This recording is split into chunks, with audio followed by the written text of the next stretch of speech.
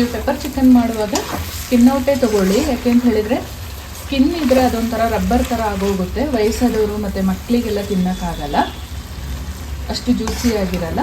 ಹಾಗಾಗಿ skin out ಚಿಕನನ್ನೇ ನೀವು ಆಯ್ಕೆ ಮಾಡಿಕೊಳ್ಳಿ. ನಮಸ್ತೆ ಎಲ್ಲರನ್ನು ಸುಸಿಸ್ ಕಿಚನ್ಗೆ ಸ್ವಾಗತ ಮಾಡಿಕೊಂಡು ಇವತ್ತು ಅದ್ಭುತವಾದ ಅಡಿಗೆ ಮಾಡ್ತಾ ಇದ್ದೀನಿ. ಬನ್ನಿ ಹೇಗೆ ಮಾಡೋದು ನೋಡಿ. ಪೆಪ್ಪರ್ ಫ್ರೈ ಮಾಡ್ಕೊಳ್ಳೋಕ್ಕೆ ಮಸಾಲೆ ರೆಡಿ ಮಾಡ್ಕೊಳ್ಳೋಣ. ಈ ರೀತಿಯ ಮಸಾಲೆನ ಜಾಸ್ತಿ ಮಾಡಿ ಇಟ್ಕೊಂಡ್ರು ಒಳ್ಳೆಯದಾಗುತ್ತೆ. ಯಾವಾಗ ಬೇಕೋ ಆವಾಗ ಮಾಡ್ಕೊಳ್ಬೋದು. ಒಂದು ಪಾತ್ರೆ ಬಿಸಿಗೆ ಇಟ್ಕೊಂಡು ನಾನು 1 kg ಅಳತೆಯಲ್ಲಿ ಹೇಳ್ತಾ ಇರೋದು 1.5 ಚಮಚದಷ್ಟು ಪೆಪ್ಪರ್ ಕಾಳನ್ನು ಸೇರಿಸ್ಕೊಳ್ಳೋಣ. 1 ಚಮಚದಷ್ಟು ಧನಿಯಾ ಕಾಳು, 1 ಚಮಚದಷ್ಟು ಜೀರಿಗೆ ಹಾಕೊಂಡು ಫಸ್ಟಿಗೆ ಹುರ್ಕೊಳ್ಳೋಣ.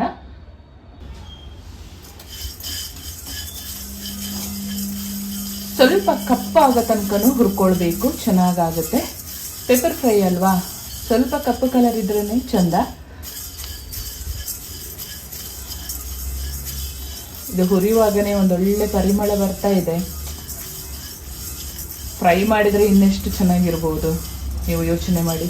ಜೊತೆಲಿ ಒಂದು ರಸಮ್ ಇರಬೇಕು, ಅದ್ಭುತವಾದ ಊಟ. ಒಮ್ಮೆ ನೀವು ಟ್ರೈ ಮಾಡಿ. ಅನ್ನ ಜೊತೆ ಪೆಪ್ಪರ್ ಫ್ರೈ ಆ್ಯಂಡ್ ರಸಮ್ ಸೇರಿಸಿ ಒಂದೊಳ್ಳೆ ಊಟ ರೆಡಿ ಮಾಡಿ. ಹೇಗೆ ಬಂತು ನನಗೆ ಕಮೆಂಟಲ್ಲಿ ತಿಳಿಸೋದನ್ನು ಮರಿಬೇಡಿ ಆಯಿತಾ. ಹಲವಾರು ರೆಸಿಪಿಗಳನ್ನು ನಾನು ಇವಾಗಲೇ ಅಪ್ಲೋಡ್ ಮಾಡಿದ್ದೀನಿ ನನ್ನ ಚಾನಲಲ್ಲಿ. ನೀವು ಹೋಗಿ ಒಂದ್ಸರಿ ಚೆಕ್ ಮಾಡ್ಬೋದು. ಇನ್ಯಾವುದಾದರೂ ಅಡುಗೆಗಳು ಬೇಕು ಅಂದರೆ ನನಗೆ ಕಮೆಂಟಲ್ಲಿ ತಿಳಿಸಿ. ನಾನು ಮುಂಬರುವ ವಿಡಿಯೋದಲ್ಲಿ ಅದನ್ನು ಕೂಡ ಮಾಡಿ ಅಪ್ಲೋಡ್ ಮಾಡ್ತೀನಿ.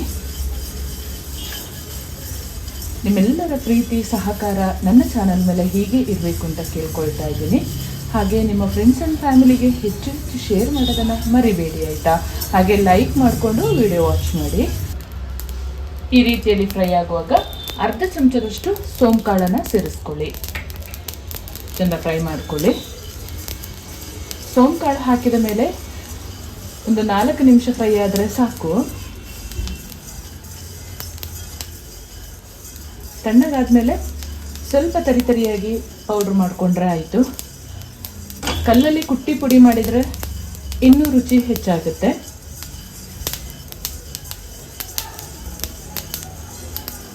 ಈ ರೀತಿಯಲ್ಲಿ ಚಿಟಪಟ ಅನ್ನುವಾಗ ಸಾಕು. ಇದು ಸ್ಟವ್ ಆಫ್ ಮಾಡಿಕೊಂಡು ಪೌಡ್ರ್ ಮಾಡ್ಕೊಳ್ಳೋಣ. ತುಂಬ ಜನರ ರಿಕ್ವೆಸ್ಟ್ ಇತ್ತು ಪೆಪ್ಪರ್ ಚಿಕನ್ ಮಾಡಿ ಮೇಡಮ್ ಅಂತ. ಸೊ ಇವತ್ತು ನಿಮ್ಮೊಂದಿಗೆ ಶೇರ್ ಮಾಡ್ತಾ ಇದ್ದೀನಿ. ಈ ಮಳೆಗೆ ಇದು ತುಂಬ ಚೆನ್ನಾಗಾಗುತ್ತೆ. ಒಂದೊಳ್ಳೆ ಫ್ಲೇವರ್ಫುಲ್ ಆದ ಪೆಪ್ಪರ್ ಚಿಕನನ್ನು ತೋರಿಸ್ತಾ ಇದ್ದೀನಿ. ಬಹಳ ಸುಲಭ ಮಾಡಿಕೊಳ್ಳೋದು. ನಾನಿಲ್ಲಿ 1 kg ಅಷ್ಟು ಸ್ಕಿನ್ ಔಟ್ ಚಿಕನನ್ನು ತೊಗೊಂಡಿದ್ದೀನಿ. ಬನ್ನಿ ಮಾಡ್ಕೊಳ್ಳೋದು ಹೇಗೆ ನೋಡೋಣ. ನಾವು ಚಿಕನ್ ಫ್ರೈ ಮಾಡ್ಕೊಳ್ಳಲು ಒಂದು ಅಗಲವಾದ ದಪ್ಪ ಬಾಣಲೆನೇ ಇಟ್ಕೊಳ್ಳೋಣ. ಅವಾಗ ಚೆನ್ನಾಗಾಗುತ್ತೆ ನಾವು ಫ್ರೈ ಮಾಡುವಾಗ ತಿರುಗಿಸ್ಕೊಳ್ಲಿಕ್ಕೆಲ್ಲ. ಒಂದು 3 ಚಮಚದಷ್ಟು ಎಣ್ಣೆ ಹಾಕ್ಕೊಳ್ತಾ ಇದ್ದೀನಿ. ಸ್ವಲ್ಪ ಎಣ್ಣೆ ಜಾಸ್ತಿನೇ ಬೇಕಾಗುತ್ತೆ, ಚೆನ್ನಾಗಾಗುತ್ತೆ. ಫಸ್ಟಿಗೆ ಎಣ್ಣೆ ಬಿಸಿಯಾಗಿದೆ. ಕರಿಬೇವನ್ನ ಒಂದು 3 ಕಡ್ಡಿಯಷ್ಟು ಹಾಕ್ಕೊಂಡಿದ್ದೀನಿ. ಇದನ್ನು ಫ್ರೈ ಮಾಡಿಕೊಂಡು ಎತ್ತಿಟ್ಕೊಳ್ಳೋಣ.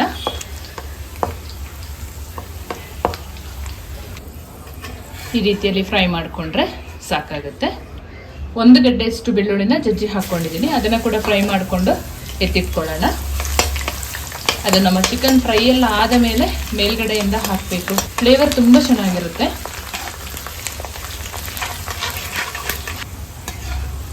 ಈ ಹದದಲ್ಲಿ ಕಡಕ್ಕಾಗಿ ಫ್ರೈ ಆಗಬೇಕು, ಬ್ರೌನ್ ಕಲರಲ್ಲಿ. ಇದನ್ನು ಸ್ವಲ್ಪ ತೆಗೆದಿಟ್ಕೊಳ್ಳೋಣ.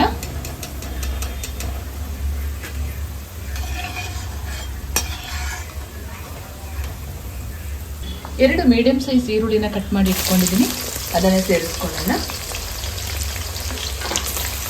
ಚೆಂದ ಫ್ರೈ ಮಾಡ್ಕೊಳ್ಳೋಣ.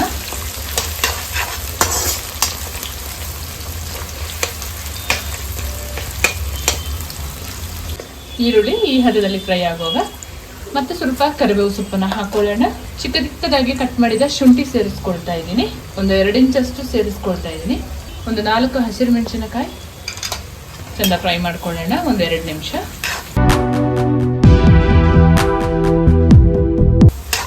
ನೀವು ಹಸಿರು ಮೆಣಸಿನಕಾಯಿ ಬೇಡ, ಪೆಪ್ಪರ್ ಖಾರನೇ ಸಾಕಾಗುತ್ತೆ ಅಂದರೆ ಹಸಿರು ಮೆಣಸಿನಕಾಯಿ ಸ್ಕಿಪ್ ಮಾಡ್ಬೋದು. ಒಂದು ಟೊಮೆಟೊನ ಸಣ್ಣದಾಗಿ ಕಟ್ ಮಾಡಿ ಇಟ್ಕೊಂಡಿದ್ದೀನಿ, ಅದನ್ನು ಸೇರಿಸ್ಕೊಳ್ತಾ ಇದ್ದೀನಿ. ಈ ಹದದಲ್ಲಿ ಟೊಮೆಟೊ ಎಲ್ಲ ಬೇಯುವಾಗ ನಾವು ತೊಳೆದಿಟ್ಕೊಂಡ ಚಿಕನನ್ನು ಹಾಕೊಳ್ಳೋಣ. ಸ್ವಲ್ಪವೂ ನೀರು ಬೇಡ, ಚೆನ್ನಾಗಿ ಹಿಂಡಿ ತಗೊಳ್ಳಿ, ಅವಾಗ ಚೆನ್ನಾಗಾಗುತ್ತೆ. ಬೇಕಿದ್ರೆ ನಿಮಗೆ ಎಣ್ಣೆಯಲ್ಲಿ ಫ್ರೈ ಮಾಡೋದು ಬೇಡ ಅಂತ ಹೇಳಿದರೆ ಸ್ವಲ್ಪ ನೀರು ಹಾಕಿ ಕೂಡ ಬೇಯಿಸ್ಕೊಳ್ಬೋದು. ಏನಕ್ಕೆ ನೀರು ಹಾಕದೆ ಮಾಡಿ ಅಂತ ಹೇಳಿದರೆ, ಈ ಪೆಪ್ಪರ್ ಫ್ರೈ ಮಾಡಿ ಇಟ್ಕೊಂಡ್ರೆ 1 ವಾರ ಎಲ್ಲ ಹಾಳಾಗಲ್ಲ, ಇದು ಅಷ್ಟು ಚೆನ್ನಾಗಿರುತ್ತೆ. ಎಣ್ಣೆಯಲ್ಲೇ ಫ್ರೈ ಮಾಡಿಕೊಂಡು ಬೇಯಿಸ್ಕೊಂಡ್ರೆ.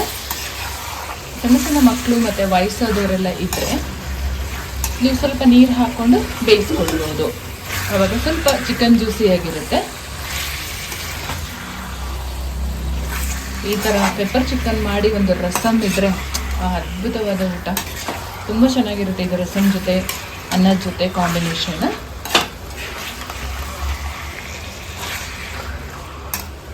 ಇದೇ ಥರ ಒಂದು 10 ನಿಮಿಷ ಫ್ರೈ ಮಾಡ್ಕೊಳ್ಳೋಣ. ಚಿಕನ್ ನಿಧಾನ ಉರಿಯಲ್ಲಿ 10 ನಿಮಿಷ ಫ್ರೈ ಆಗಿದೆ. ರುಚಿಗೆ ತಕ್ಕಷ್ಟು ಪುಡಿ ಉಪ್ಪನ್ನು ಸೇರಿಸ್ಕೊಳ್ತಾ ಇದ್ದೀನಿ.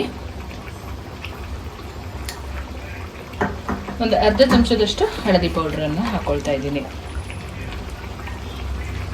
ಚೆನ್ನಾಗಿ ಮಿಕ್ಸ್ ಮಾಡ್ಕೊಳ್ಳೋಣ.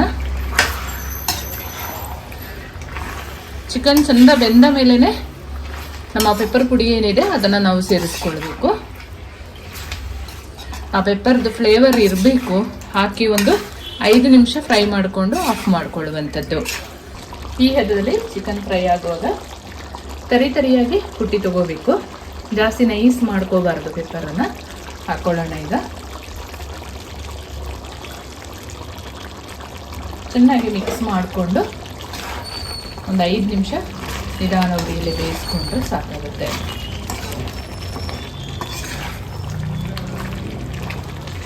ನಾವು ಕಾಳು ಮೆಣಸಿನ ಪುಡಿ ಹಾಕಿದ ಮೇಲೆ ಹೈ ಫ್ಲೇಮ್ ಇಟ್ಕೊಂಡೆ ಫ್ರೈ ಮಾಡ್ತಾ ಇರಬೇಕು.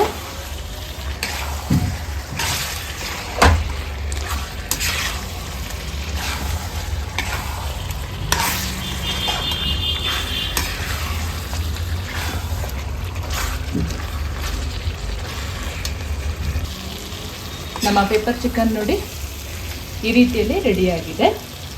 ಇವಾಗ ಒಂದು ಲೆಮನನ್ನು ಹಿಂಡಿ ಇಟ್ಕೊಂಡಿದ್ದೀನಿ, ಅದನ್ನು ಹಾಕೊಳ್ಳೋಣ.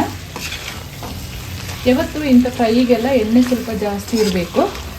ನಾವೊಂದು 3-4 ದಿನ ಇಟ್ಕೊಂಡು ತಿಂತೀವಲ್ವ, ಸೊ ಬಿಸಿ ಮಾಡುವಾಗ ಎಣ್ಣೆ ಇದ್ದರೆ ಬೇಗ ಹಾಳಾಗಲ್ಲ. ಲೆಮನ್ ಜ್ಯೂಸನ್ನು ಸೇರಿಸ್ಕೊಳ್ಳೋಣ. ಇವಾಗ ಮನೆಯಲ್ಲಿ ಕಾಸನ್ ಪುಡಿ ಇದ್ದರೂ ಅದು ಕೂಡ ಹಾಕೋಬೋದು. ಇದು ಯಾವುದು ಇಲ್ಲ ಅಂತ ಹೇಳಿದರೆ ಸ್ವಲ್ಪ ಹುಣಸೆ ಹಣ್ಣಿನ ರಸ ಕೂಡ ಹಾಕೊಂಡು ಮಾಡ್ಕೋಬೋದು. ಸಾಕಿದು. ನಾವು ಫ್ರೈ ಮಾಡಿ ಬೆಳ್ಳುಳ್ಳಿ ಇಟ್ಕೊಂಡಿದ್ವಲ್ಲ, ಅದನ್ನು ಮೇಲ್ಗಡೆಯಿಂದ ಹಾಕೊಳ್ಳೋಣ.